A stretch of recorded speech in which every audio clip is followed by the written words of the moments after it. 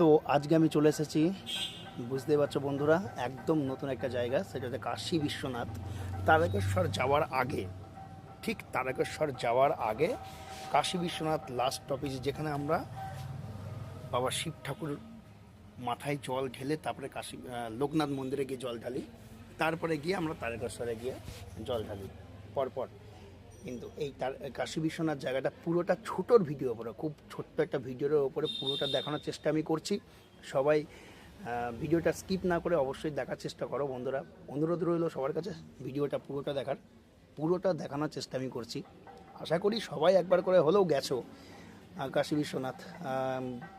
আমি যাতায়াত করি এই রাস্তার ওপর দিয়েই, কোনো দিনই ঢোকা হয় না।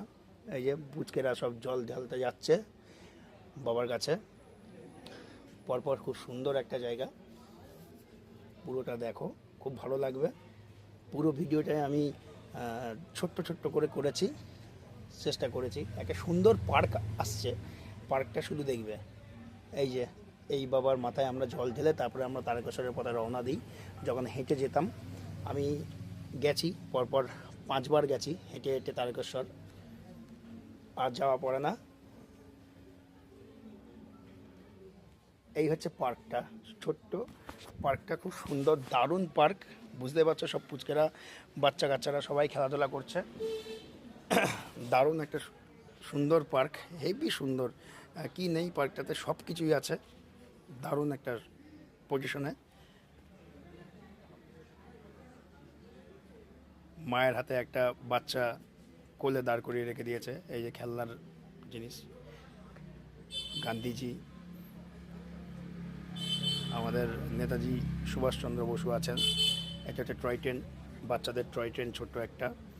পার্কটা পুরোটা, এখান থেকে পার্কের এই মুখটা ভেতরে পুরুষ নিষিদ্ধ প্রবেশ, তার জন্য আমি ঢুকতে পারিনি ভেতরে, বাইরে থেকেই ভিডিওটা করেছি। কথাটা আমি পরে বলে নিচ্ছি।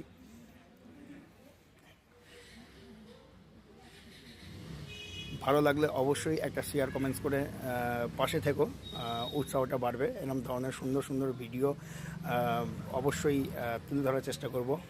কৃষ্ণজি দাঁড়িয়ে আছে, বুঝতে পারছো, কৃষ্ণ ঠাকুর দাঁড়িয়ে আছে।